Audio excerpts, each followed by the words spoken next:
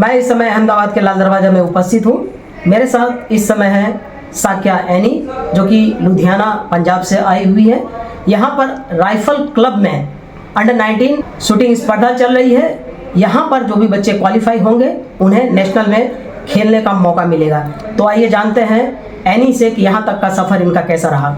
Any, पहले तो आपका बहुत बहुत स्वागत है। Thank you sir.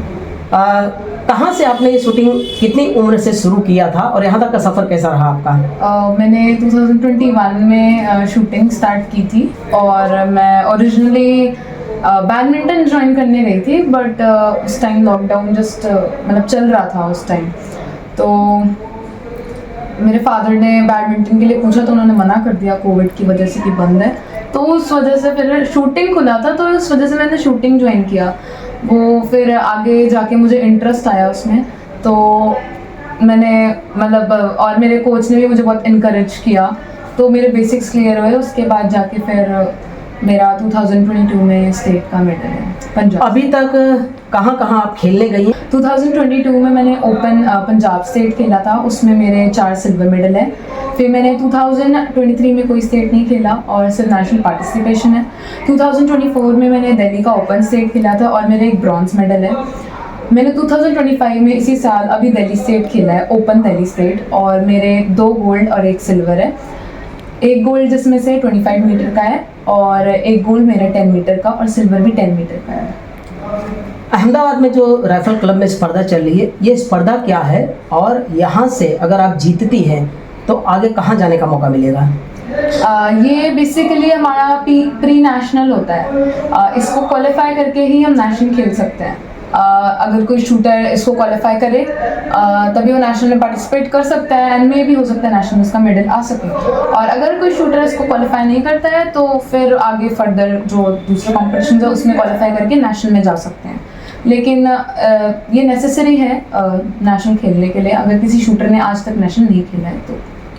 यहाँ पर जो कंपटीशन चल रहा है, यहाँ कितने राज्य के खिलाड़ी इस समय आए हुए हैं? ऑल ओवर इंडिया सारे स्टेट्स आए होंगे यहाँ पे। जो बच्चे नॉर्थ जोन में, जिन्होंने नॉर्थ जोन, सबके अलग अलग, north zone, south zone, east zone, west zone, तो उनमें से अगर कोई क्वालिफाई अगर नहीं हो पाया या फिर उन्होंने वो कंपटीशन नहीं खेला तो वो इस कंपटीशन में आए हैं क्वालिफाई करने के लिए। यानी सभी खिलाड़ियों का कोई ना कोई एक रोल मॉडल होता है। आपका रोल मॉडल कौन है? सब एक्सपेक्ट करते हैं कि मैं एक पॉपुलर पर्सनालिटी का नाम लूं। मेरे इंस्पिरेशन मेरे पापा हैं। मैं उनसे बहुत सारी चीज़ें सीखती हूँ।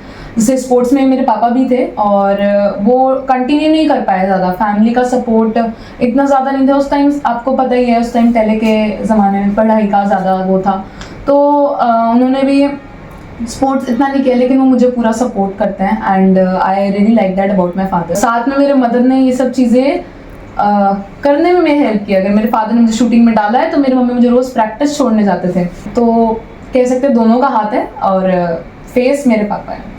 शूटिंग में आप अपना रोल मॉडल किसे मानती हैं? सरबजोत सिंह।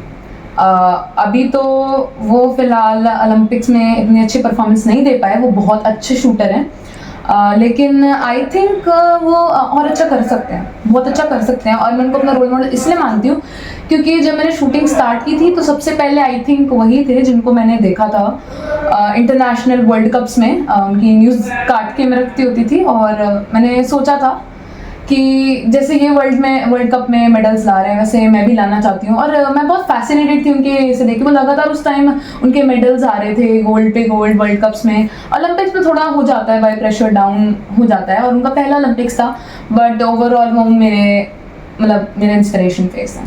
तो ये थी साक्या एनी।